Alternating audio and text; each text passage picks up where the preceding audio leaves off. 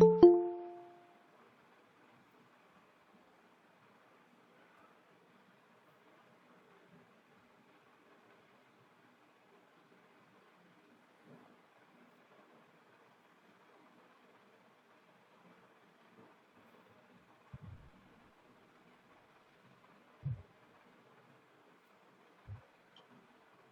very cheerful good afternoon to one and all present here. Myself Aditya Singh, and I am student of Bachelor of Architecture, first year in GNDC School of Architecture.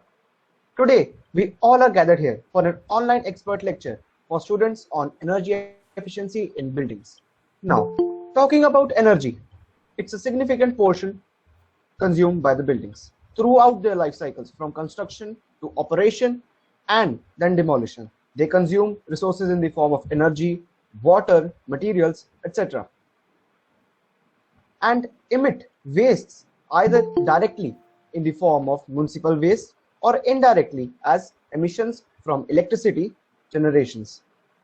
The purpose of the Energy Conservation Building Code (ECBC) is to provide minimum requirements for the energy efficient design and construction of buildings. The code also provides two additional sets of incremental requirements for buildings to achieve enhanced levels of energy efficiency that go beyond the minimum requirements.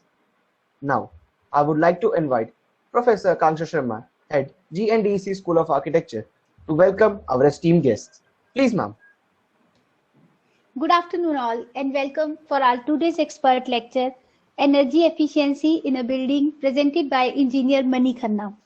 I just want to share a brief introduction about our presenter. He is a BEE certified ECBC Master Trainer, Green Rating for Integrated Habit Assessment Certified Professional, Indian Green Building Council Accredited Professional, Green and Eco-Friendly Movement Certified Professional, and Solar Photovoltaic Certified Trainer. He is working in Energy Conservation Division of Punjab Energy Development Agency, Chandigarh, handling projects related to energy efficiency in buildings. He is extensively involved in carrying out all the activities related to the implementation and enforcement of ECBC in commercial and residential building projects. He is graduate in Mechanical Engineering from Kurukshetra University and has done his PG in Environment and Sustainable Development from Delhi University. He has more than 7 years of experience in working on green buildings, ECBC building commissioning, energy and daylight simulation for national and international projects. He has organized more than 80 capacity building training programs on buildings, energy efficiency, and involved as ECBC Master Trainer in more than 40 training programs across India. He is associated with many societies like ASHRAE, ISHRAE, FSAI.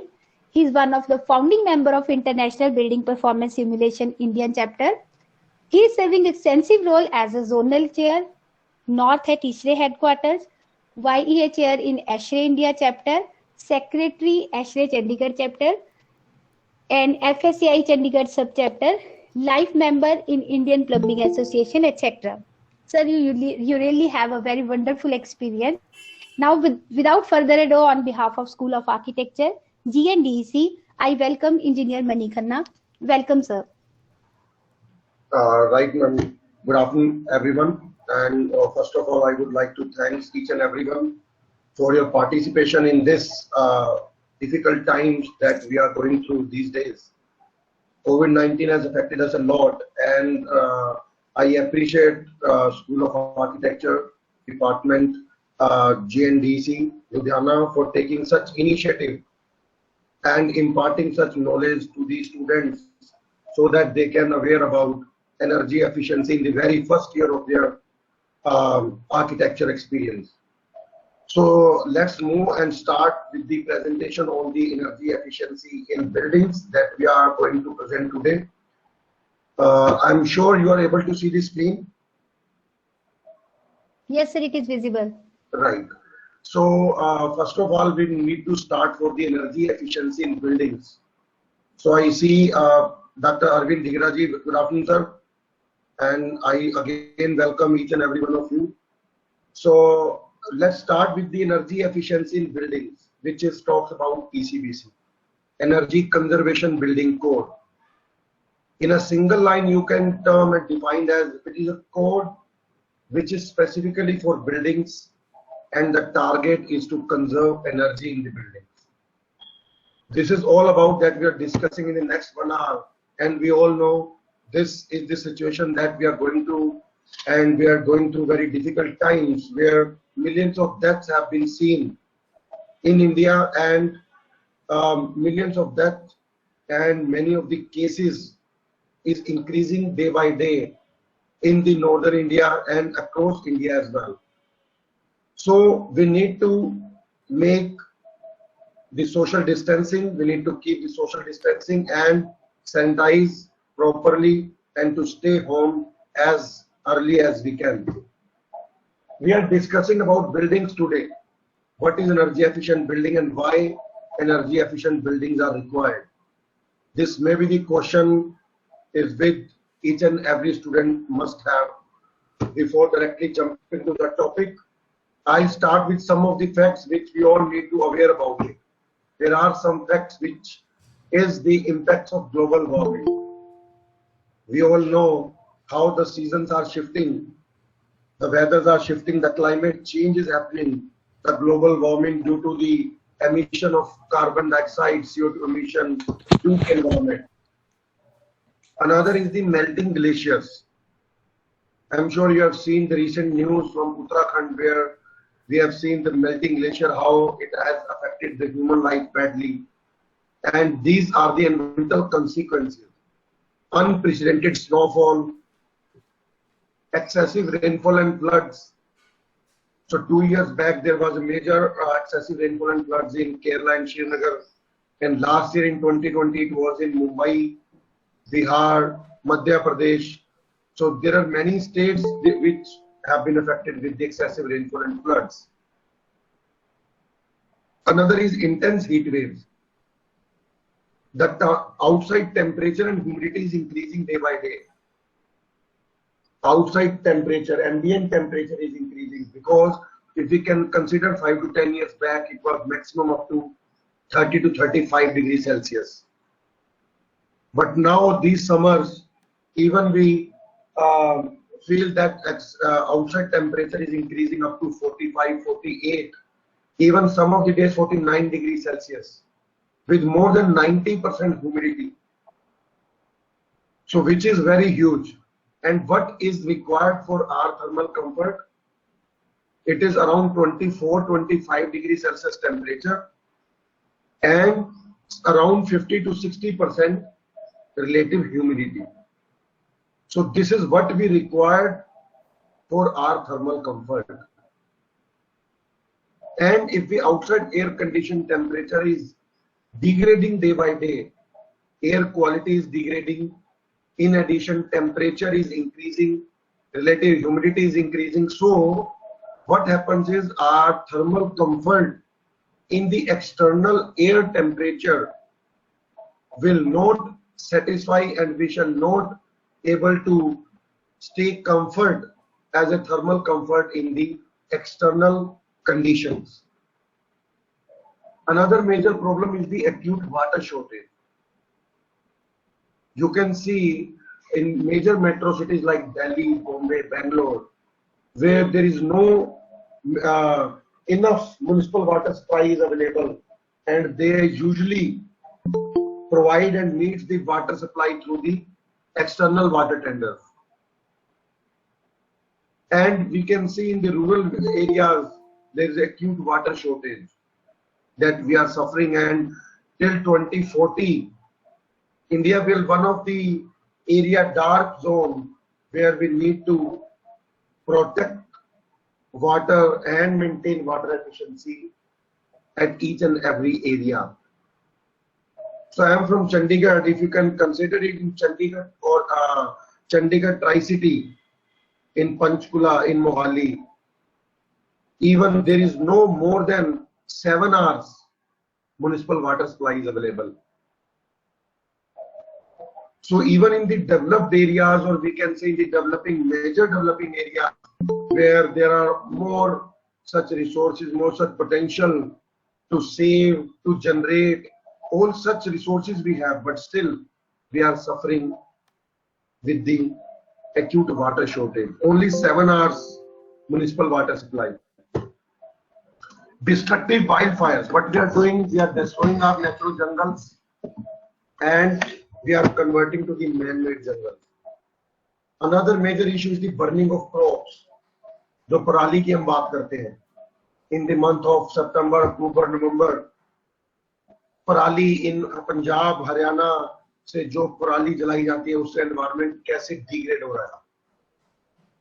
Major is pollution from thermal power plants, because whatever the energy is being generated, it is majorly from the conventional resources, which are coal, natural gas and petroleum.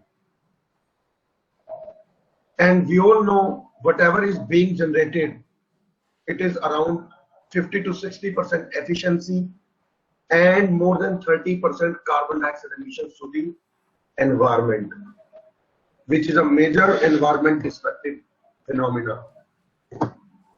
Burning of waste and crackers is another major issue. I'm sure you all have heard many of the state government have taken initiative during Diwali. They have released a notification to burn crackers only for 2 hours on this very special Diwali day, because all the state governments in India are now have taken initiative to reduce the burning of waste and crackers, which may affect the air pollution. And in the air pollution, you can see Kanpur and Delhi among the 15 worst cities, and Mumbai being the 4th most polluted mega city, as is the study considered under PM 2.5 and PM 10. This is the condition, smoke condition, we have seen in Delhi NCR, in Mumbai, in Bangalore. The area which is very dense now, big in population, large population, major communities around, large buildings, tall buildings. There is no much space for the, we can say, for the ventilation or air passing through each and every of the buildings. Smoke condition is the smoke and fog. Fog is due to the low dew point in the weather, winter conditions, and smoke is majorly due to the pollution from the buildings, pollution from industries, pollution from transport, and pollution from various other resources which are generating pollution to the environment. This is very harmful for each and every human being. And we must need to consider what we need to know about it. The green areas, the landscape, we are going to forget. And we are forgetting each and every day. The green areas is reducing. We are cutting the natural land, we are cutting trees, we are destroying our natural land, and we are converting to the man-made land, which are concrete jungles, where there is complete buildings, no greenery. Everything, every building is consuming energy. And whatever the energy is being consumed by the buildings, it will also cause the carbon emissions to the environment. So whatever the buildings will consume, the means the demand is increasing day by day. Demand for supply of energy is increasing. So it means we also need to shift towards renewable energy or energy efficiency, which is the high time, because we know the buildings are increasing day by day. And under the Paris Agreement, Make in India mission in 2012, we have already signed an agreement where we have committed to reduce our carbon emissions by 35%. We know the environmental impact of COVID, and we know the other healthcare industry, how it has affected from coronavirus. But COVID has also given a great opportunity for sustainable development, clearer water and cleaner air. So there is a thought to implement. You can see before COVID and after COVID the situation. You can see the picture. It is of 20th of March and this is of 10th of April 2020, the last year, when the lockdown first happens and complete lockdown on 22nd of March. There was no buildings, no transport, no industries were running. Only few of the residential buildings when the people were stay at home. So it means the air quality index was reduced. Their air quality index was around 450 air quality index. And on 10th of April, it was gone up to only 15 air quality index. So you can see more than 20 times the air pollution have been removed. So they thought to implement what we are doing right now. We are consuming each and every resources. We are increasing, even in one home, we are increasing air conditioners. Each and every room we are going to provide air conditioner. For each and every individual, we are increasing the transport, e-vehicle, whether it is a two-wheeler or four-wheeler, we are increasing day by day for each and every human being, for every home. We are not much dependent upon the public transport. We are reducing the public transport system, and we are consuming each and every resources day by day. What the thing happening is, air pollution is increasing day by day. Outside air conditions is very harmful for a survival of human being. You can even understand during COVID, in the second wave in Delhi NCR, what is happening over here. Each and every family, more than 70% families are getting affected due to COVID. Because whatever the conditions, because we also need to provide ventilation during COVID, there is no need to block each and every area, every room to be closed and to run air conditioner. No, we need to provide the proper ventilation so that air quality should be improved and the proper ventilation can reduce the effect of the airborne disease that is coming from outside. The conditions are getting worse because of the environmental conditions is already worse there. So we need to give something back to the environment. This is a thought, and that time the environment, you can see the clearer sky, the cleaner air, and we were able to breathe the fresh air, clean air at that time when the air quality index was reduced to 20. Vision is to create a peaceful and sustainable earth which will give us strength for the future. Now the question is, what is designed, what is being designed right now, what we are consulting these days. Being an architect, we need to focus over the design part, how we can integrate the design approach with the other engineers like MEP consultants or the ECBC or the green consultants involving with the electrical, firefighting, and all. We need to create an integrated approach. What we are doing right now, it is a picture of Delhi NCR, where the major large buildings, large commercial buildings are being designed over there, just like that.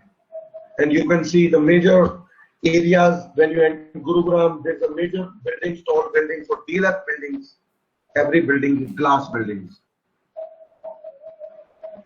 And we need to understand, does this complete glass building is compatible to our environment or not? More than 90% of the glass is covered with the glass side, glass portion. And you can see here more than 80% of the glass is covered with the curtains during the daytime. If you can focus on the picture, more than 80% of the glass is covered with the curtains. Then what is the objective of putting so much glass? Why we are putting glass is the question. We are putting glass only to capture natural daylight from outside. To maximum capture natural daylight, we need to use glass, and that should not be more than 40% as per ECBC. ECBC defines your window wall ratio should be 40%. Window wall ratio means whatever the window area, glass area, to the ratio of the total wall area should not be more than 40%. And whatever is here, we are already consuming energy and we are already increasing the cost for operation of the building. Because whatever we are using this building, whatever designed and constructed, this is a complete facade, is a glass building. And first we have put the cost for putting glass. Then once the natural light is coming, instead of it, in addition, the solar heat gain is coming. To protect heat gain, we have put it over the shades, the curtains. The cost is also increased, and whatever the solar energy is being trapped, solar heat gain is being trapped inside of the building. We have put in the air conditioner. Again, the cost is increasing. So whatever the air conditioner is being installed, when we used to run to reduce and to remove the solar heat gain from inside to outside, the energy bill will be increased, because whatever and how many air conditioner will run, the electricity meter will also run, and electricity meter will give you the energy bill. This will also produce energy bill at a higher side. So overall, you can see the life cycle costing is increasing. We need to think over whatever the building is needs to be designed and installed. Here you can see is another good building, but there is another major consequences and another major fault is the individual air conditioner that have been placed. Individual air conditioner to each and every room. If there is no automation, it is increasing energy consumption, and again the energy bills are increasing. You can see how the copy paste system is being increasing day by day, year over year. The Western architecture that we are copy pasting over here in the composite climate, or even in the Delhi NCR condition where large building, commercial buildings are complete glass buildings. Again, the different climatic condition, Mumbai being the different climatic condition, again the tall buildings, glass buildings are being constructed everywhere. Kolkata, different climatic condition, again all tall buildings, commercial buildings, glass buildings. We are designing and constructing. So we need to think over it, and you can see the buildings are increasing day by day. Overall, total 33% energy is being consumed in the buildings only. Out of this, around 90% of the energy consumption is used in the air conditioning and lighting. In buildings, more than 90% energy is being consumed in the air conditioning and lighting part, where we need to focus major interest while designing and construction of the building. This is accountability. We know if a building is constructed one day, it will be last longer for more than 50 years, 70 years. Once a building will be designed and constructed, it will be stay as it is for more than 50 years, 70 years, and from the very first day, it will consume energy. It will start consuming energy. Energy bills will be producing. And if we can save 30 to 50% energy, we can implement energy efficient design and energy efficient technologies during the design and during the construction of the building, so that we can also move towards energy efficiency in the building sector. You can see across globe there are many codes, energy codes, which are mandatory in nature, voluntary in nature, and mixed approach. In India at that time, it is a picture from 2015 where there India comes under the voluntary approach completely, and many other states, many other countries, even they have mandatory, notified and implemented this code. Worldwide, it is a scenario.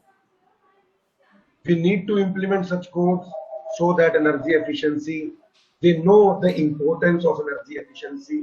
The other countries, the Western countries, the European countries, they know the German, Singapore, US, UK, they all are very much particular about the energy efficiency or renewable energy in the building sector.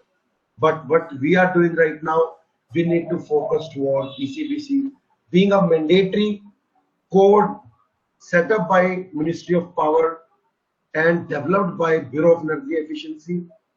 Bureau of Energy Efficiency is the central nodal agency who is coordinating with the Ministry of Power, and their objective is to conserve energy in the buildings, whether it is residential or commercial or industrial.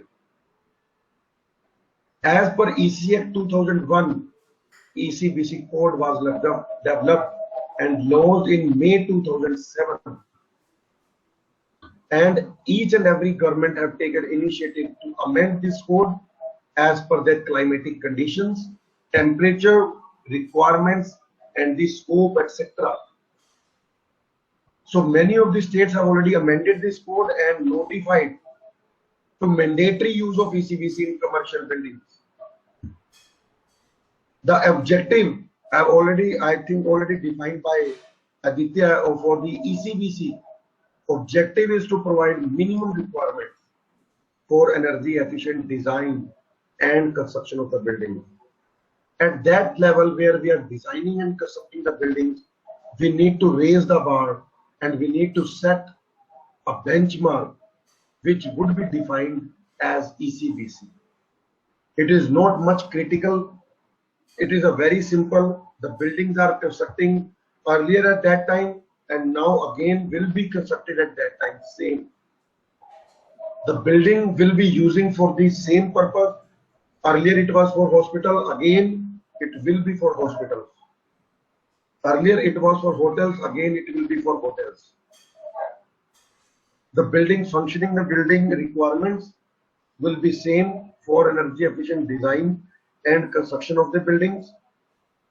We need to set a benchmark at that level where we are designing, like as we the complete glass facades, or we can say the red bricks, or we can say the conventional air conditioner or conventional building systems, appliances, and the glass which we are using, the single clear glass. These are the conventional resources. Irrespective of the conventional, we can use the double glass, which is the heat resistive glass. We can use fly ash bricks, AAC blocks, hollow blocks in place of red bricks. To reduce the heat gain, we can put the insulation instead. So these are the major requirements. We can use the 5-star air conditioner, 5-star labeling appliances in the building. So there are many such resources where we can implement energy efficient design and construction. It is applicable for connected load more than 100 kilowatt, contract demand 120 kVA, and conditioned area 500 meters square and above. It is commercially for, ECBC is majorly for commercial buildings. It is not for the private residential that are not covered by the code. Many of the buildings can cover like commercial buildings, malls, hotels, hospitals, educational, office, IT park. These are all covered under commercial buildings and they are a part of ECBC. This is the status of ECBC notification in India. You can see now around 60% of the states in India have already released a notification for mandatory use of ECBC in the commercial buildings which are having connected load more than 100 kilowatt and contract demand more than 120 kVA. More than 60% of the India's map is already notified where Punjab, Haryana, Delhi is already coming under the mandatory notification. Some of the states like Madhya Pradesh and nearby states have already prepared the notification and it is under the cabinet approval. So it means these are also covered, the ECBC. It means around 80% of India's map is covered with the mandatory notification, whatever. And when you will design any building more than 500 meter square conditioned area or commercial buildings in Punjab, Haryana, you need to get clarification. You need to get certification of ECBC compliance from the ECBC professionals. You need to have, anytime you need, when you will design a building, when you will prepare a building plans, and when you will go for authority for approval of your building plans, you need to get your building plans certified. Get it certified from the ECBC design professionals. So you can see here the states, more than 15 states in India where ECBC is now mandatory. Punjab, Haryana, Karnataka, Rajasthan. Many of these states, Kerala, West Bengal, Uttarakhand. Another ECBC, it was launched in 2007 first. And now the further latest code, ECBC 2017, have been released by Bureau of Energy Efficiency for maintaining energy efficiency in the buildings for operation of energy efficiency. The vision is to create a net zero energy building for India. There is a response to the changes in building technology, energy saving and comfort for occupants. This is an objective for ECBC 2017. It is a latest code and it provides the requirements that are to be met while designing and construction of your buildings to maintain energy efficiency, to provide comfort for buildings, and to maintain the vision of energy, net zero energy buildings in India. It is a technology neutral. It says the integration of renewable energy. It defines the representative building typologies, different buildings, different scenarios, and different requirements to be met. Passive design strategies, like you need to make a better design which would provide the natural resources, where we can capture the natural light, the natural air for ventilation, natural light to reduce the artificial lighting, natural air to provide proper ventilation, cross ventilation provisions, and the natural sun where we need to provide the renewable energy sources from where we can generate energy in the building itself, and integration of those technologies which are energy efficient in nature. This is all about ECBC 2017. You can see the building typologies: hospitality, healthcare, assembly, business, educational. These are the various types of buildings which are covered and being a part of ECBC 2017. Indian climatic zone, India has already converted and divided into 5 climatic zones as per Ministry of Power.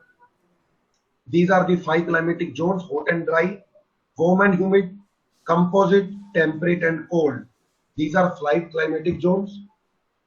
India is completely divided into 5 climatic zones. Whatever where we need to design and construct the buildings, we need to maintain a proper climate responsive building. We need to design a climate responsive building. I must encourage and emphasize upon we need to design and construct climate responsive building, irrespective if fort is at Jaipur and fort is at Mumbai and fort is at Chandigarh and fort is at Amritsar. If the same building would be copy pasted in each and every place and at the different climatic condition, your purpose will not solve to maintain energy efficiency. So Punjab, Haryana, Delhi are covered under composite climate. Jammu Kashmir, Himachal is covered under cold climate. Hot and dry is the Rajasthan, Madhya Pradesh is covered under hot and dry. Temperate is covered under Bangalore, Hyderabad. and the warm and humid is covered under Mumbai, Gujarat, and Kerala, some of the areas which are covered with the coastal areas. ECBC 2017, these are 3 levels you need to maintain and achieve. There are 3 levels, ECBC buildings and ECBC plus and super ECBC. These 2 levels are voluntary in nature and ECBC level is the mandatory in nature. There are 3 levels.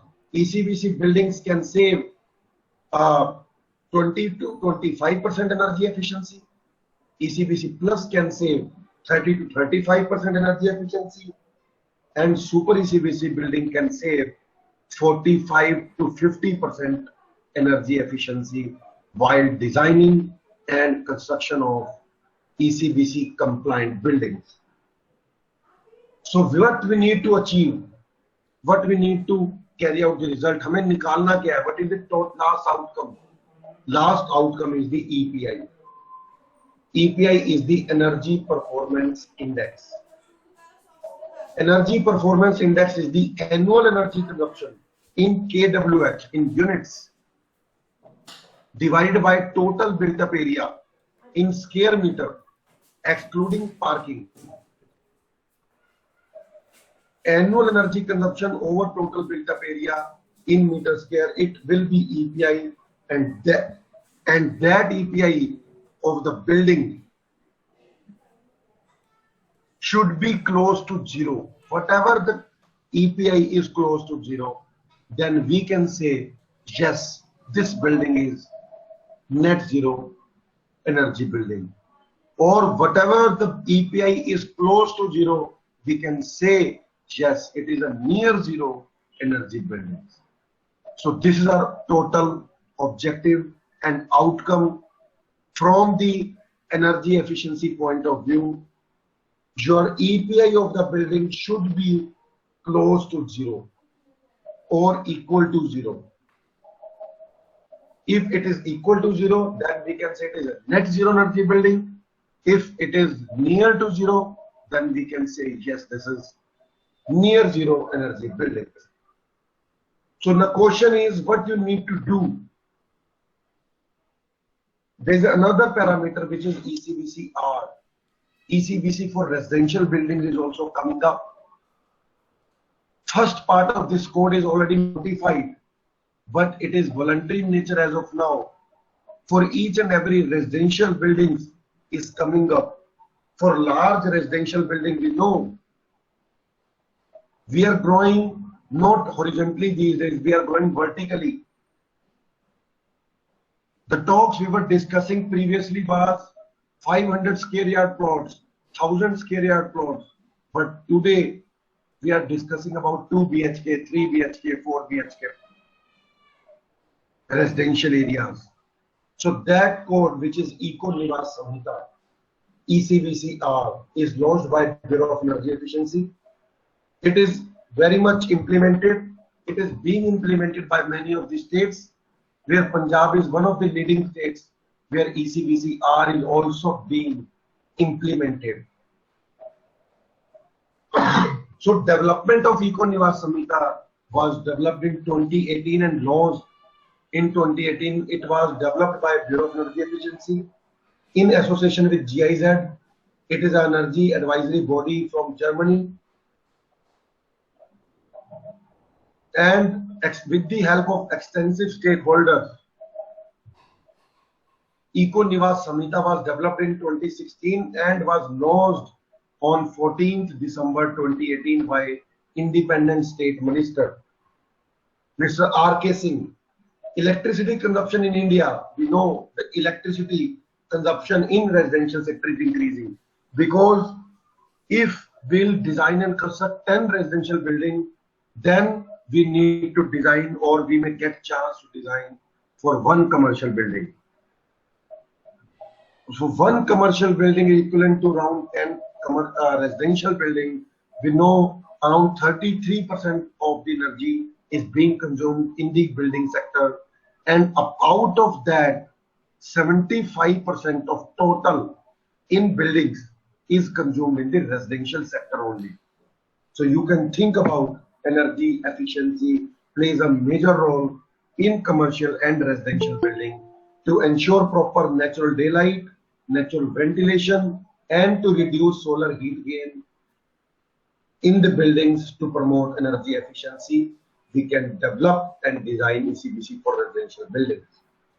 Whatever the design interventions for energy efficient buildings, your major point, so you can see whatever the shading, whatever the green area, how the hardscape area, whatever the glass is used, whatever the air conditioning system is used, how the design parameters is there. So you can use the open space. It allows occupants to inhabit outdoor space.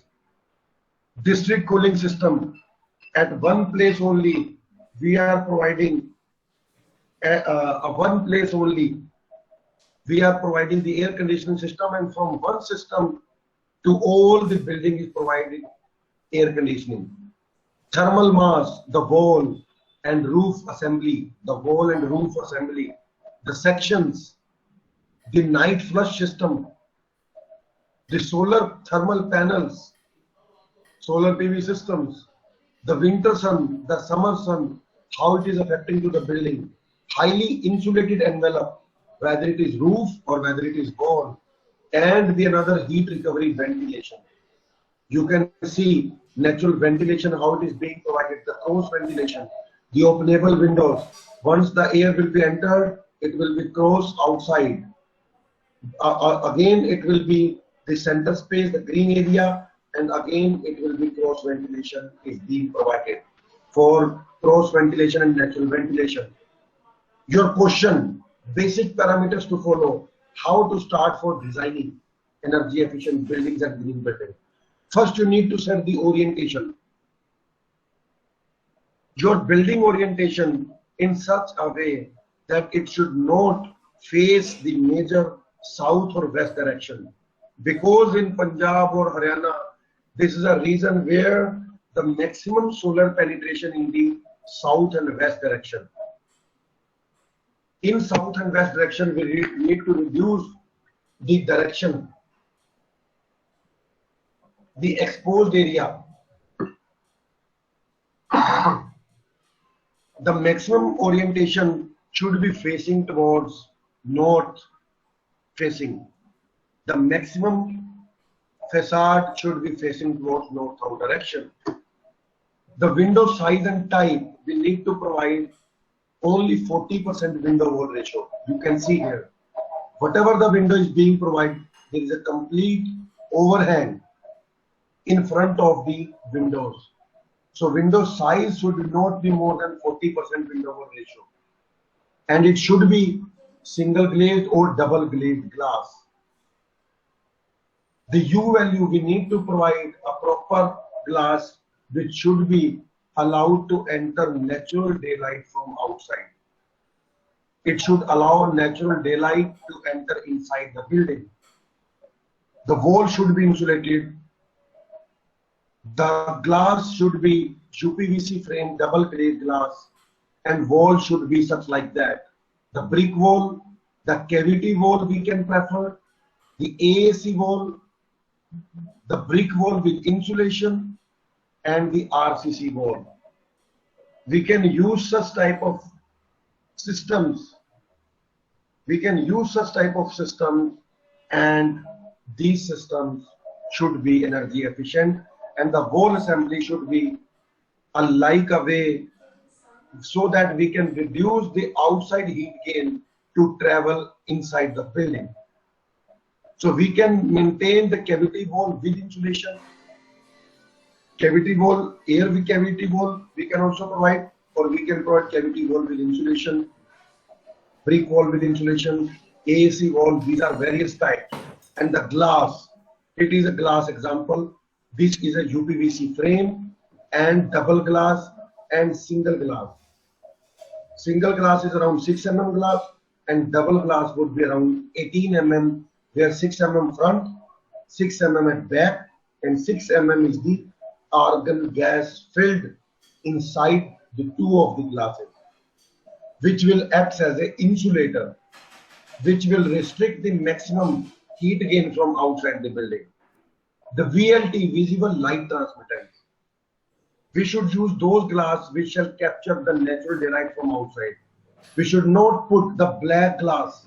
We should not put the major blue glass, the dark blue glass.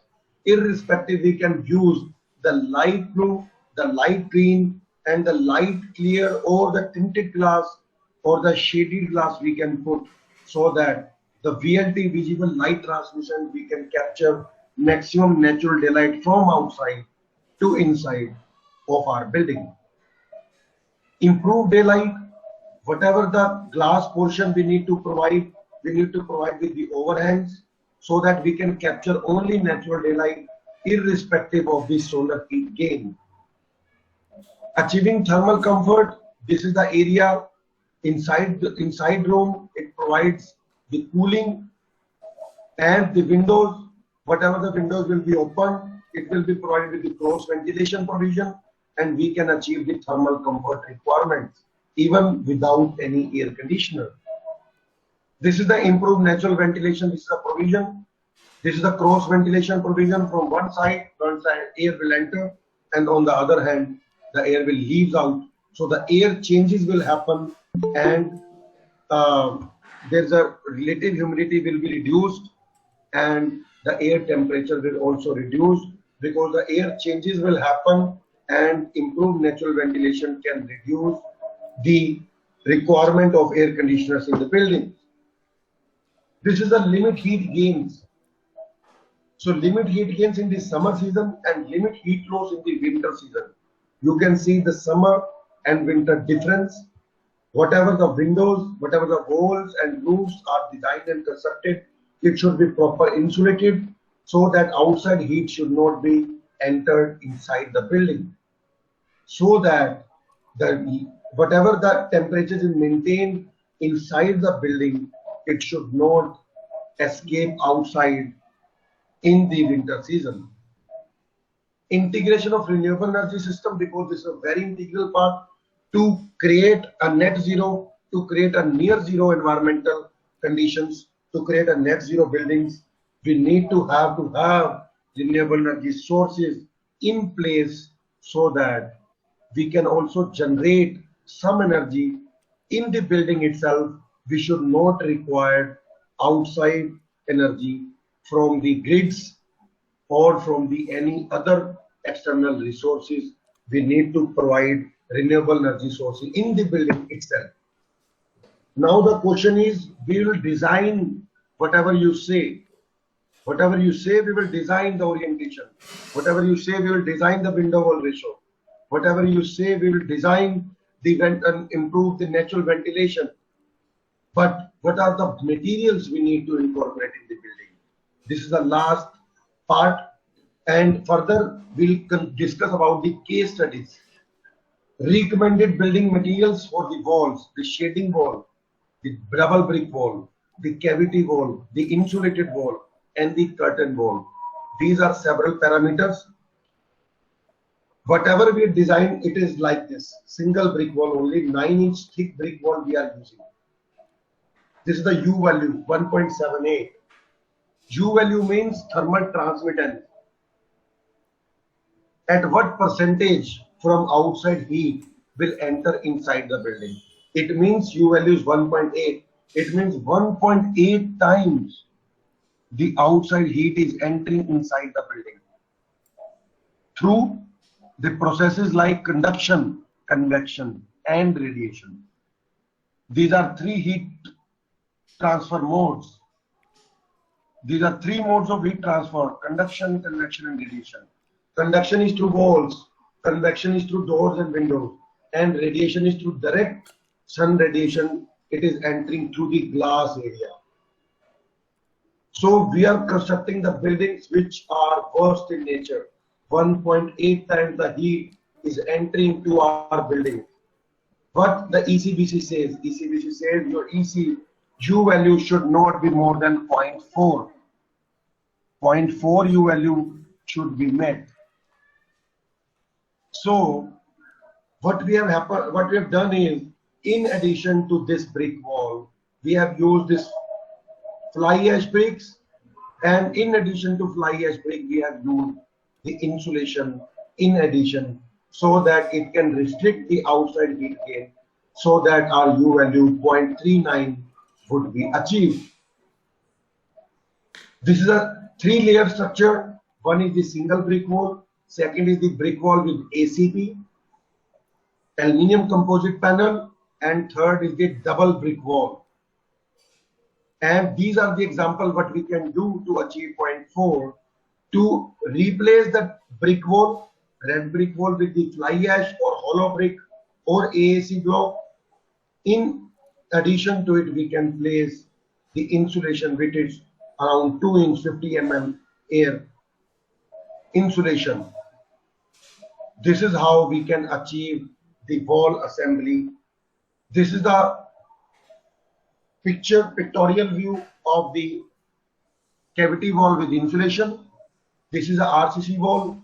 This is a red brick, and in addition we have used the insulation. This is a complete panel we need to use to reduce heat gain inside the building. These are the several bricks, thermal insulated blocks, where the insulation is a part of the brick. AAC blocks, hollow block, fly ash bricks. These are the various insulation scenario. Sir, what are AAC blocks? AAC blocks is the lightweight autoclaved aerated concrete blocks.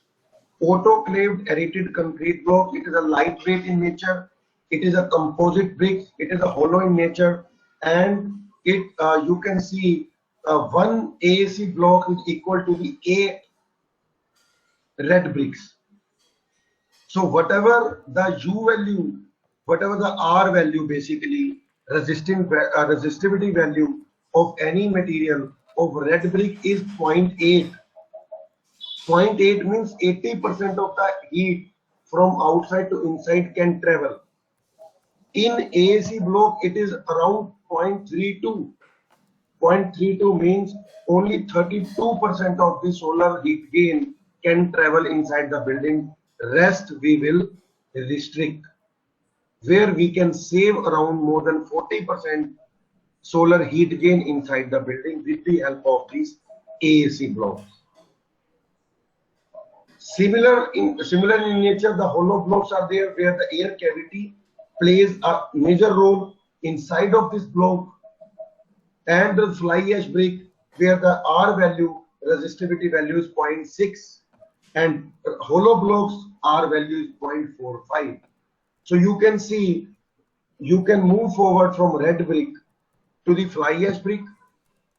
To further improvement, you can use the hollow blocks.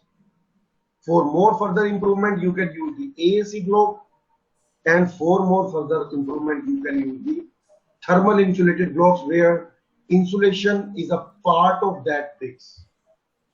So these are the wall assemblies. Wall, you can see the cavity wall, the thermocol insulation, the glass wall, the rock wall, the puff insulation panels. These are the various building materials you can use. These are the AAC blocks with in front of the machine bricks, and the insulation which is styrofoam in nature, styrofoam insulation that we have used in one of the building to maintain energy efficiency, to reduce solar heat gain inside the building.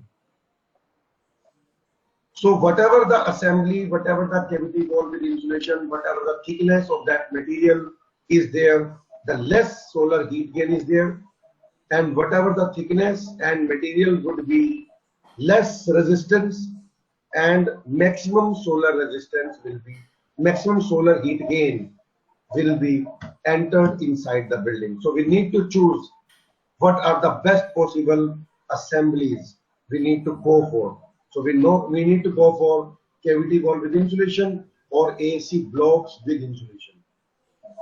These are some of the shading portions, like the horizontal shading, jali-based structure, the stepped shading, which can allow natural light to enter inside the building, irrespective solar heat gain will enter or trap inside the building. These are the major benefits of putting the overhangs, the jali-based structure, the stepped shading, stepped horizontal shading. These are the areas which we can use to protect solar heat gain. For the roof part, we can use the flat roof. Majorly, more than 80 to 90% application, flat roof is being used in composite area, composite buildings. We are using the brick bed cover in the conventional practices over the RCC structure. We can, in addition, we can use the insulation over the deck and below the deck. Over deck insulation, where the above the RCC level, and under deck is the below RCC level inside the false ceiling. And over the exposed roof, you can use the white tile or white paint. In addition, you can use the green roof in nature. Green roof, which is majorly used in the terrace gardens or the hotels buildings or the restaurants. There are many applications we can also use in the residential buildings for the organic farming, which can produce the farming, and we can reduce the solar heat gain which is entering to the buildings. Another is the white tile and white paint. It looks like this, and in addition we can also use the broken china mosaic tiles. SRI tile, which is solar reflectance index, which has highly resistance in nature, and it can reflect more than 95% of the solar radiations. And under the broken china mosaic tiles, it can reflect more than 40% of the solar radiation to the atmosphere. So these are the cool roof coating technology. This is a paint, white paint. It will be published over the white tiles or the surface which we have used, the red tiles, the red brick tiles that we have used for the exposed roof structure, and over the top of it we can produce the white tile or the white paint which can reflect more than 95% of the solar radiations. The SRI value should not be more than 0.96.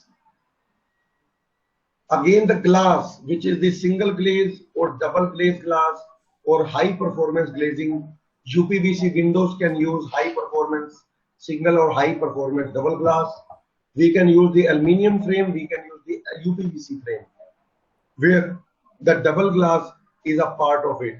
And in addition, we can provide the shading, which is horizontal in nature, which is vertical in nature, and we can use the movable lowers or barriers. Whenever it is required, we can use the movable lowers or barriers. You can use, this is another building, because we also had a question with some of the people in many of the another sessions. Why we are putting so much glass? Because we need to make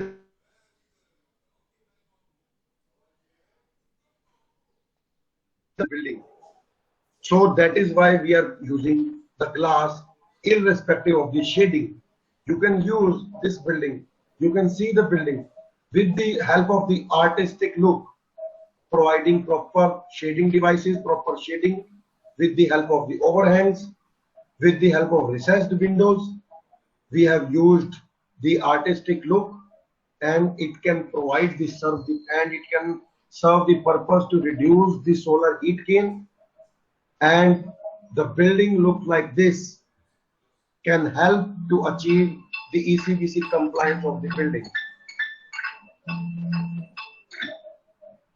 So this is how we need to produce the double glass, double glazed units, double glass, how we are putting 18 mm glass, 6 mm gap, 6 mm glass with the help of the UPVC frames, external shading. In addition to the external surface, we can produce external shading, the mutual shading, the building design in such a way So in these parameters, even for the building envelope only, we can save 18 to 20% energy efficiency in the building with the help of AC wall, with the help of proper orientation, another brick wall with insulation, high albedo. Albedo is highly reflective, high SRI, white tile or white paints. Or we can use the roof garden, or we can use the roof insulation. The low U glass is the double glass with the help of proper glazing, UPVC frames and double glass. This is how we can save 18 to 20% only even in the building envelope. So for the lighting, we can use the LED lighting. In addition, we can use the sensors, occupancy, motion, astronomical sensors. We need to maintain the LPD, which is the lighting power density. For a 100 square feet room, the lighting should not be more than 100 watt. For a 100 square feet room, the lighting should not be more than 100 watt. So it means 1 watt per square feet is required to maintain the energy efficiency in the lighting.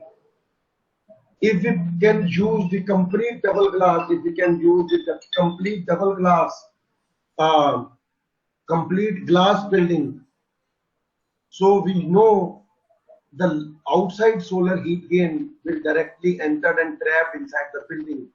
We can design and building construct like this. The exposed glass is only in front of the non-occupied areas like glass, like the staircases, like the kitchens, washrooms, storerooms, which are non-regularly occupied. We can put the exposed glass only in those areas. And we can provide the shading devices in front of those areas where the regularly occupied space like the professor's room, director's room, HOD's room, or the principal's rooms in educational building. And in addition, we can provide the shading in front of the shading. We can provide so that whatever the design, whatever the building will consume, the solar heat gain will less impact to the building, less air conditioning will require, and lower electricity bill will be paid. So this is a sensible building design which can go a long way in reducing cooling load to a great extent. So there are many HVAC technologies as well, be star rated appliances, automatic controls, natural ventilation, and minimum equipment efficiencies like VRV, VRF, chillers, district cooling, radiant cooling, geothermal, boilers, earth air tunnel, many of the systems which are efficient in nature, we need to use like that buildings which are energy efficiency in nature. Now we need to go for HVAC like the chillers. These are the air cooled chiller or water cooled chiller, centrifugal chiller, which is for large commercial building like hospitals, like malls, like hotels, which is of large commercial building in nature, more than 2 lakh square feet. We need to provide such centralized air conditioning system where we can maintain, we can automate each and every point. If we can need to use single use or double use air conditioner, or we need to provide the set temperature 24 degrees Celsius, some of the room had 27 degrees Celsius, we can directly maintain, we can directly automate each and every system from one centralized air conditioning so that our energy efficiency should be maintained. This is some such structure.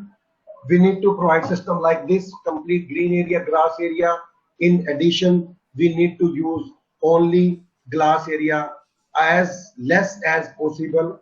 It should only in front of the regularly occupied areas, and with the help of proper shading devices, minimum use of windows, centralized air conditioning system, proper natural ventilation, proper use of natural lights. This is the ECPC compliant building envelope which can promote the energy efficiency buildings This is how the renewable energy integration, world's largest rooftop plant, it has Dera Vyas Amritsar, 11.5 on single rooftop. Parliament House, 80 kilowatt, 2.5 megawatt, Sidhwa Canal branch, Ludhiana. Green building rating system, there are 4 rating systems in India: Griha, IGBC, GEM and LEED. There are 4 rating systems. They are providing, GEM provides GEM 1 to GEM 5, Griha provides Griha 1 star to 5 star, and LEED and IGBC provides certified silver, gold, platinum. These are the 4 rating levels where state governments are providing incentives for construction of green buildings.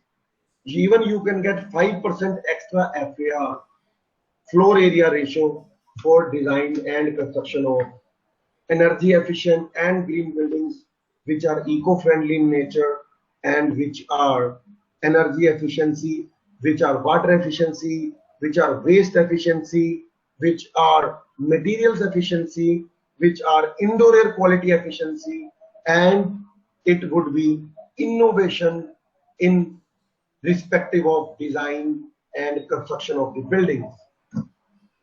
Some of the case studies I would like to show are very fast. We are running short of time. BISA is one of the buildings, Borlaug Institute for South Asia. It is at Ludhiana. It is one of such buildings designed by Department of Architecture, Punjab. Climate zone composite. It is at 2 floors, 55,000 square feet, connected load 400 kilowatt, ECBC compliant building. You can see the design, double glass everywhere, cavity wall with insulation, roof with insulation, every shading device is being provided, central air conditioning VRV system is provided, LED lighting with automation sensors, and central courtyards is being provided in the BISA Borlaug Institute for South Asia. You can see it is a hand-holding project with us. We have provided facilitation, we have provided technical assistance to this project, and we have saved 48%, more than 48% energy efficiency. You can see the EPI ratio 0.51. EPI ratio 0.51 we have achieved, and more than 48% energy we have saved in this building, which is huge, remarkable achievement for energy efficiency in buildings. Another is the Jang-e-Zadi Kartarpur. I'm sure you all are aware about it.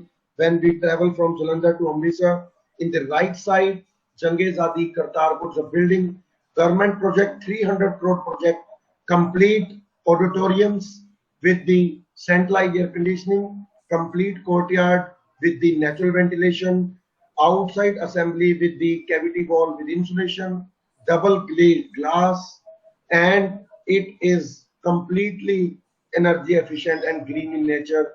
You can see in the wall, cavity wall with fly ash, styrofoam insulation, heat reflective tiles, RCC. We have also given technical assistance to them from PEDA, and being an individual consultant of energy efficient buildings, we have maintained and we have received more than 60% energy efficiency in this building. Double glazed glass, UPVC frames, VRV system, LED lighting, transformer, power factor 0.96, acoustic auditorium with proper acoustic insulation, metering and monitoring, BMS system with complete metering and monitoring. Indira Paryavaran Bhavan, it is again a near zero energy building. It is one of the first net zero energy building in India. EPI of this building is around 5 to 6.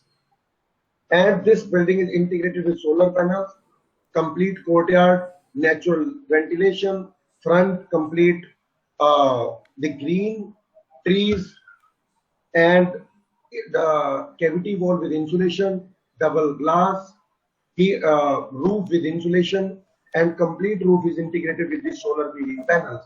So you can see this building has been constructed by CPWD and it is used by MOEFCC, Ministry of Environment and Forest Climate Change.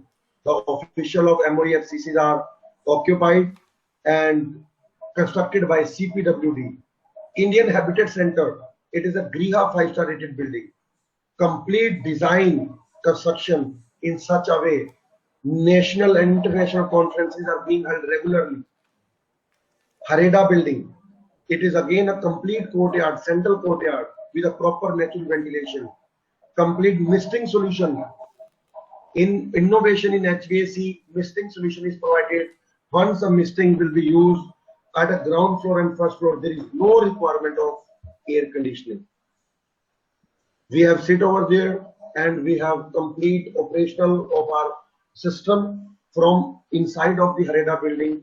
We have provided the technical assistance, integration of the solar PV panels, integration of the roof SRI tiles. You can see the glass placement. It is not at the same level of the building facade. It is external to the building facade. You can see the glass. You can see the building south part, the design and construction of the building in such a way that it is Griha 5-star rated building, and it is one of the near zero energy building. EPI of this building is 13.5.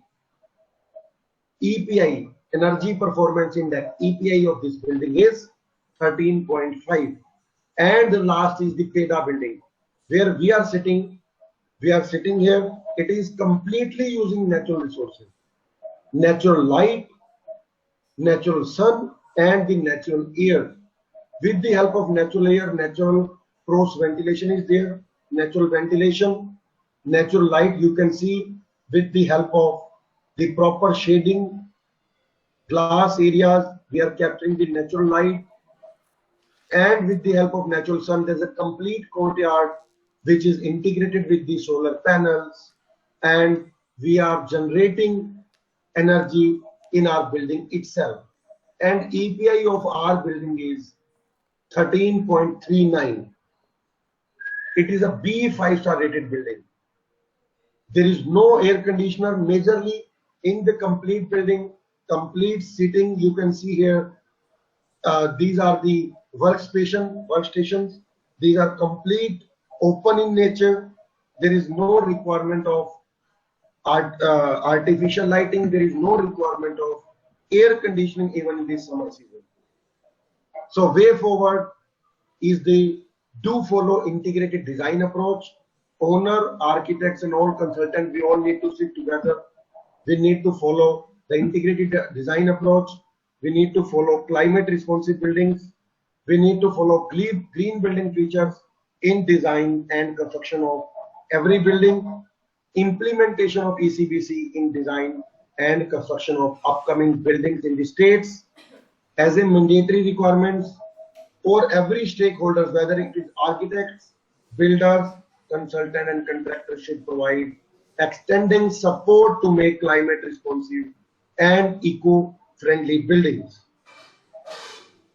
So these are the benefits which are provided by the government. Punjab is providing 15% rebate in property tax for ECBC compliance, 10% extra FAR for green building, 100% exemption on building scrutiny fee for ECBC and green buildings. Development of state energy policy in process. In Kerala, state soft loans for construction. Telangana, state prioritized permissions. Rajasthan, financial assistance through SIDBI and ECBC implementation in MSME. Himachal Pradesh, 10% extra FAR. Gujarat, 50% on consulting charges assistance up to 2.5 lakh rupees. Haryana, 15% up to extra FAR on all types of certification. Pune, 10%. Noida, incentive on 5% extra FAR. So there are many such huge financial incentives. Government is already taking initiative. So I am encouraged and I motivate each and every one of you who are participating, and I must oblige if you can motivate and encourage each and every friend of yours in the architecture side or in the building industry side. There are many incentives. You need to design and construct energy efficient and green buildings so that we can also provide a bit to the environment and we can save energy. We can construct energy efficient building We need to learn from the past. We can see the Hawa Mahal. It is more than 100 years. As it is, no air conditioner, no lighting. As it is, the Taj Mahal, Charminar, or many such historical buildings or historical monuments. This is the Amir Fort. This is the another historical place at Hyderabad. We need to go for large or cavity wall with insulation or many such systems that we have discussed so far. We need to integrate proper design, proper integration of green, ventilation and use of natural resources. Objective is to save our planet, to make eco-friendly and environment responsive buildings which are energy efficient and green buildings. So set AC at 24. Yes, summer season is coming up, but yes, again due to COVID, when there are no major industries, no major commercial buildings are running, we are feeling comfortable at our homes and stay at home, but not used to set AC below 24, set AC at 24 degrees Celsius, take pledge. It is a campaign which is running by ASHRAE, which is running by Ministry of Power. A target is to reduce the energy consumption.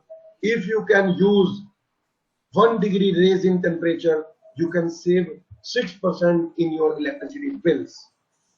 So save temperature, save in temperature and save in electricity bills and maintain energy efficiency.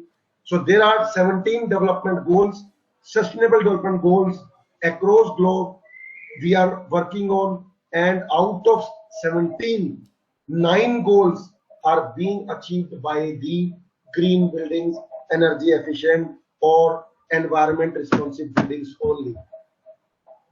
So this is a major achievement. If we can raise our thinking, improve our thinking, we need to improve our building plans, we need to integrate energy efficient design, and we need to go for certification of the green buildings. We can definitely achieve a lot because we need to be responsible. The earth doesn't belong to us. The earth doesn't belong to us. We belong to the earth. This is a major quote by Chief Settle. Save earth, save life, save planet, save water, save energy, and save waste. Because the future ends with us. Thank you very much for your kind attention. And I'm sure you will definitely accept those learning from the session today and implement in your future projects. Thank you very much. So that was undoubtedly a very wonderful lecture, and I'm sure that our audience present here would have learned a lot. Now, audience can ask questions to clear their doubts.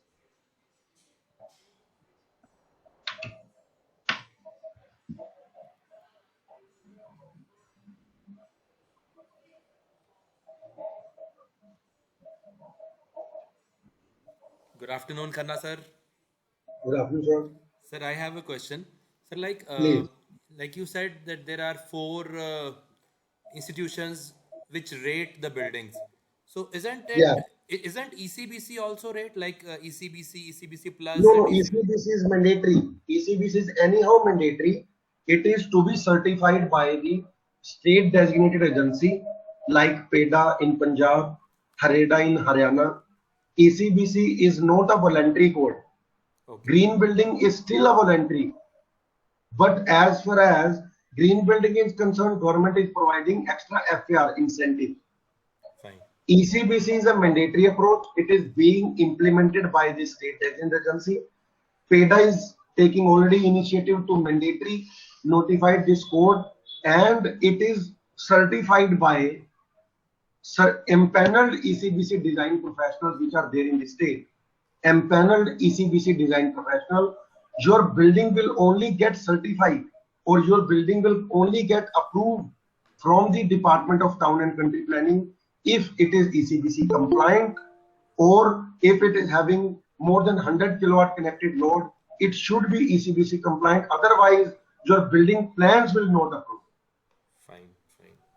And sir, one more question. Like, as an architect, we understand the significance of designing building envelope. Yeah. But as per Bureau of Energy Efficiency or as per ECBC, like Yeah. how do you rate the the basic four building systems that ECBC has defined, which include building envelope, which include renewable systems, which Yeah. include electrical and HVAC. So Yeah. how what is the hierarchy as per ECBC? Like we understand that as an architect, मुझे तो building envelope पे ज़्यादा focus करना है. But बिल्कुल. आपके according, how do you sequentiate these four systems? No, there are, I already mentioned about the integrated design approach.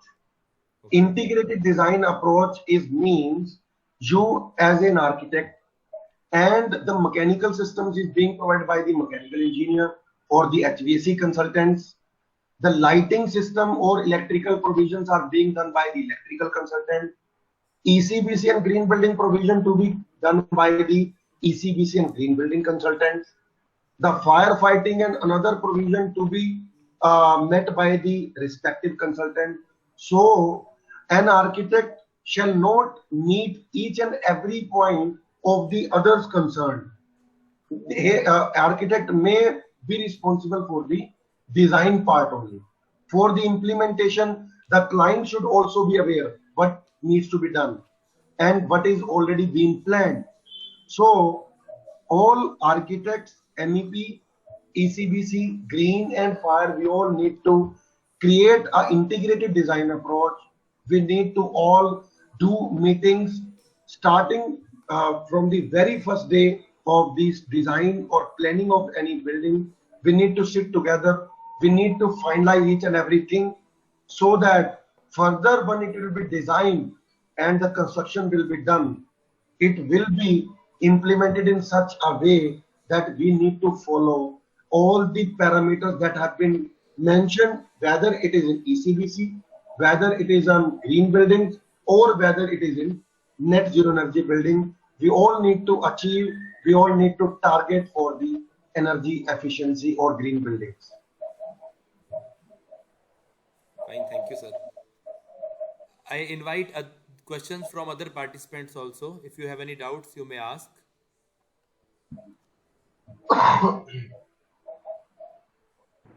Sir, we have a question in chat box that what angle of solar panels are to be installed, or what angle do we install the solar panels?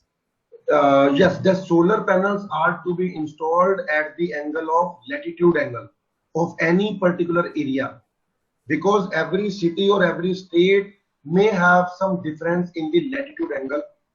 So whatever the latitude angle of that space, we can modify plus minus 2 degree and we can install our solar panels in with respect to the latitude angle. So maximum in most of the time it is around 18 to 22 degrees, 22 degree inclined in the and it is facing towards south direction. Maximum it should face the south direction, because we know the sun travels from east to west facing towards south, and it requires and it will give us the maximum penetration of the solar and maximum generation of the solar energy, and it should be inclined towards 18 to 22 degree. Sir, how I much have a energy? question. Yeah. Sir, one solar panel can give how much watt of energy? Not one solar panel actually. We need to go for 1 kilowatt. We need to discuss for the start from 1 kilowatt. 1 kilowatt solar panel can generate 4 to 5 units in a day. And 1 kilowatt solar panel for an year period of time, it can save around 10,000 rupees for an energy consumption. 1 kilowatt solar panel can generate 4 to 5 units in a day. 4 to 5 units, and 4 to 5 unit means around 40 rupees you can save in a day, and around 300 days you can generate electricity through the solar panels, because rest of the days can be the winter season or the rainy seasons, or we can say the cloudy seasons. Only 300 days we can consider for the solar PV generation. 1 kilowatt can generate 4 to 5, and 4 to 5 units can save 40 rupees per day, and 300 days can save around 10,000 rupees in an year.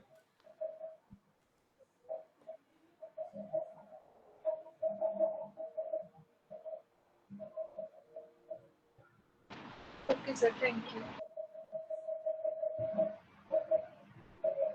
Sir, I have a question Yeah. that how can we use the renewable source of energy with cost efficiency in architecture so that even a common man can afford it and save electricity and other resources?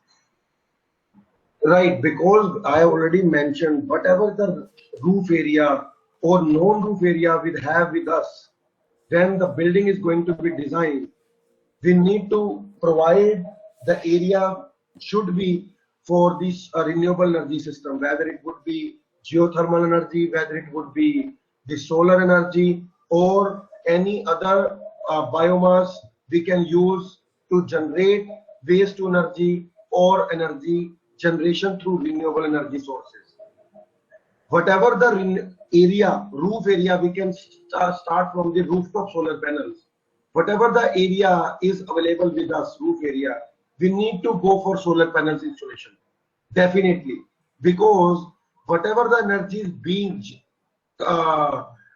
consuming in the building, it will be compensated by the energy generation through the solar panels we have put it over the rooftop. I have already mentioned if you can generate or if you can install 1 kilowatt solar PV system, it can generate 4 to 5 units in a day. So you need to check and calculate if my building is going, if my building is having 100 kilowatt connection, electricity connection, 100 kilowatt connection, and my building is going to consume 1 lakh units in a year,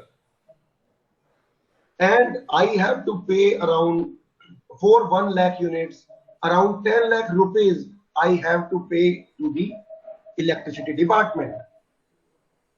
Every year you need to pay 10 lakh rupees electricity department, irrespective to give 10 lakh rupees to the electricity. You can generate or you can install solar PV panels over the rooftop so that you can generate that much electricity to compensate 1 lakh units, and you can reduce your electricity bill from 10 lakhs. Maybe your electricity bill may reduce to the 4 lakh or 5 lakh rupees.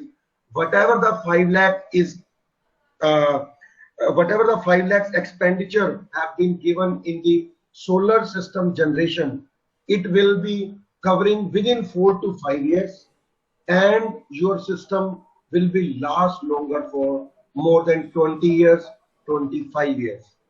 So it will be just like an, you can say, investment for you. Being an architect, if you can suggest your client, because your client must be satisfied. Even you are satisfied, it will not serve the purpose. Your client must be satisfied because they need to satisfy with the monetary benefits. What are the financial benefits will be? I have already mentioned you 1 kilowatt solar PV, and whatever the roof is available, 100 square feet will be able to install 1 kilowatt solar PV system. 100 square feet area of the roof can able to install 1 kilowatt solar PV panels, and you can estimate whatever the roof area is available with you, you can go for maximum of the solar PV systems so that it can also reduce the electricity connected load. It can also reduce your electricity bills, and after 4 to 5 years, your complete expenditure, or it will be worked as an investment on your building, and you will save electricity you can save in your electricity bills, and you can save your investment over the next 20 years, 25 years. These are the monitoring benefits. Thank you. Sir, I have a question. Yeah. Ashwin from Architecture Department. Yeah. So just wrote it. So it was reported back almost a decade back that material used for solar panels, that is PV panels, they are non-recyclable ever abhi tak. And they are posing a severe impact on the environment health. So, do we see any alternative in future? Do you expect, well, you are the expert, that's why I'm asking. No, actually, basically the state government or the central government is already taking initiative to completely demolish the already existing solar panels, whatever with us. There are two technologies majorly we are using. We are polycrystalline using and monocrystalline. These are two technologies only we are using as of date, and it can provide maximum 16 to 18% of the efficiency. Solar PV panel manufacturing is also increasing day by day, and the technology is also increasing. Nowadays, technology is even enhanced. We are getting more than 20%, more than 24% efficiencies through solar panels. And the solar panels are being a policy which have been released during the budget 2021 in the month of February by the finance minister, Ms. Nirmala Sitharaman. She have already released the notification in respect of the solar industry or the renewable industry. For the energy ministry have already taken initiative to demolish all the existing solar panels once it will be required, because whatever happens after 15 years, 20 years or 25 years, when the solar panel life is going to be completed, it used to be demolished, and further with the help of some renewable system or reused those materials, we can construct or we can manufacture new technologies with the help of latest technologies and the best possible efficiency of that solar panels that we can use. So in that way, government is also working on it. We are also promoting from the polycrystalline to the monocrystalline. We can also go for thin film solar based systems. It can also use in place of the building glass, building facade glass. In replace of the building facade glass, we can also go for thin film solar PV system, solar PV glass, which can generate energy, which can restrict the solar heat gain which is entering to the building, so that we can also get and take double advantage by using thin based solar PV system, solar PV glass based system in front of the building facade or in place of the current existing conventional glass to the solar PV, BIPV, we can say building integrated photovoltaic we need to go for. So these are all alternatives that we need to look at it. Thank you, sir. Thank you so much. And I would really like to get on in detail with you about how they're constructing the complete solar panels, but not here since we might be going off topic. And I've also heard that scientists are constantly working to reduce the negative energy balance for the solar panels. So when the sun is not there, and to have energy to the utmost level. And next year, I would really like to congratulate you on fabulous lectures. And I was going through many slides, and they're quite much in detail. So thank you for enlightening our students for that. Yeah, thank you very much. Thank you very much for all of you for your presence. Thank you. Excuse me, sir. Yeah. Sir, is it necessary to install solar heat gain coefficient glass with, sir, is it necessary to install glass with higher SHGC if windows are No shaded with SHGC. trees? Yes, definitely. If you are designing and constructing ECBC compliant building under the ECBC, it is not mandatory. You can also go for single glass with the shading, with the horizontal shading or vertical shading. You can also go for the double glass with the help of the shading. You can also play a whole building simulation approach. There are other alternatives as well for the ECBC compliance. You can also use the software-based simulation approach, which is on eQuest. We are using on Design Builder. We are using Energy Plus and many other software on the energy performance simulation, where we need to carry out and we need to select. Yes, I can add insulation to the wall. I can add insulation to the roof, but I can't add double glass to the roof to the wall. What happens, whatever one parameter is going down, we need to make other parameter up, like in the air conditioning. In the air conditioning, if ECBC talks about three-star air conditioning system, we can go for 5-star. So one parameter is up and one parameter is down. If we are going to compensate one parameter to the other, then it is okay. If you are not compensating one parameter to the other, then definitely you need to meet the SHGC requirement. Whether it may be go for single glass, whether you may go for double glass, it is only required to meet the ECBC requirement, which is SHGC 0.25. Whatever SHGC is lower, as many as SHGC is lower, your building glass would be more efficient. SHGC solar heat gain coefficient, जितना बाहर की heat को कम gain करेगा उतना ज्यादा efficient होगा. So it definitely defined SHGC as lower as SHGC, so glass is more efficient and your solar heat gain would be less entering to the interior part of your building. Thank you so much.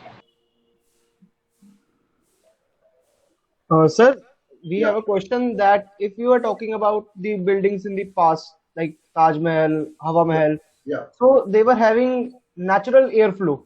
yeah. So if we have to replace the air conditioning, which is of course with the natural flow of air. So Yeah. from how or from which direction we could install the whole natural air supply in the whole construction or in a house or in any building. Actually, we need to provide the cross ventilation provision once we design the building. Whatever the air will flow from one side, it will pass to the another side, which can create air changes per hour. As per the NBC, I'm sure you are heard about NBC National Building Code of India. We need to change our air changes per hour, which is 30 air changes per hour as per NBC. We need to achieve and maintain as a mandatory guidelines when you will design and construction. But many of us, being an architect or being an engineer, we don't follow these rules. We are designing and constructing hotels. All four sides are complete block. There is even no provision of the windows, openable windows. Even in the residential homes, what we see today, all the residential homes, big large glass and complete blocked glass are being provided. Why? Because when if it is at the north side, then it is okay. If it is at the south or west side, it must be a big blunder, because complete solar heat gain is directly entrapped inside the building, and there will be no provision for even there will be no provision to escape that hot air from the inside the room to the outside, because there is no provision of even windows. There must be a complete provision of the cross ventilation that I must remember again. We need to provide the provision of the cross ventilation. Whatever the building will be designed, the glass should be openable. Whatever the glass is being provided in the south or west area, and that glass maximum it should be the shaded in nature, whether it is the horizontal shading, whether it is the vertical shading, so that we can maintain our air quality and In the second portion you say irrespective in replace of the air conditioner, what we need to go for? We need to go for those systems which are non-refrigerant in nature. Like you have heard about radiant cooling. You have heard about geothermal cooling.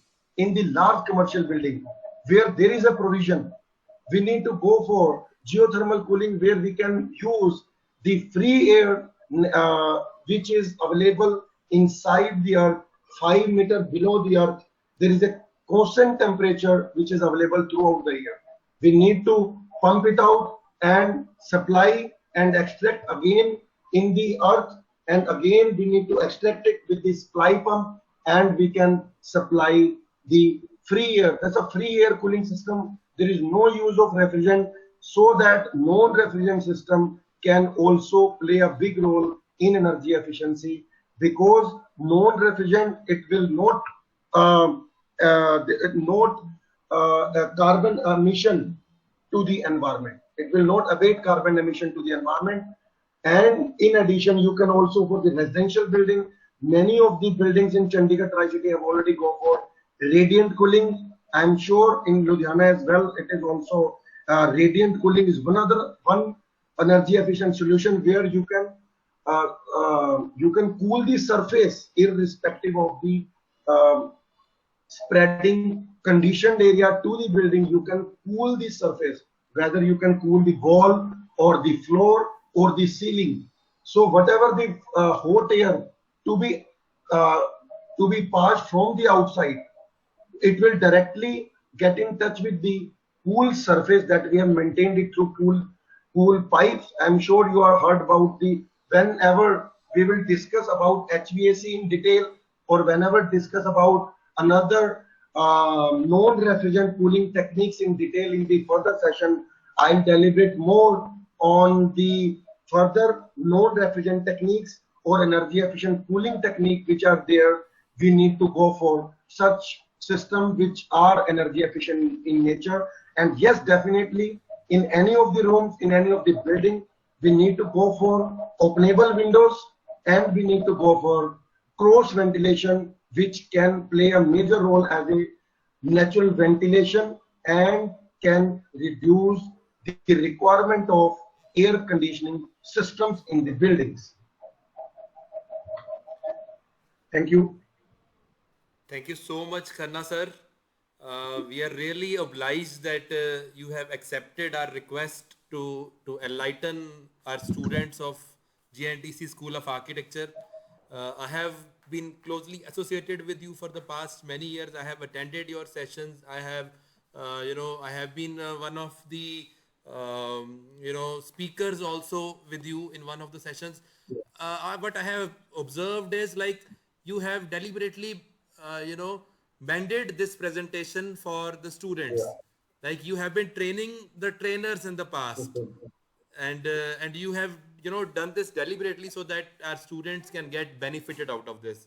And you have been a very humble personality, and you have been very patient in answering my students' silly questions. So we are really thankful to you, so that you have attended this session and you have enlightened all of us. Thank you so much, sir. And we are looking forward to host you physically in our school whenever the things get conducive for physical classes. Thank you so much, Khanna sir. Thank you. Sir, it has been a very wonderful event, and I thank everyone for joining this session, and I especially thank Manik Khanna sir for such an entertaining and such a informative presentation which have been shown to us. Sir, see you next time. Till then, it's a goodbye from our side. Thank you so much. Thank you very much. Thank you.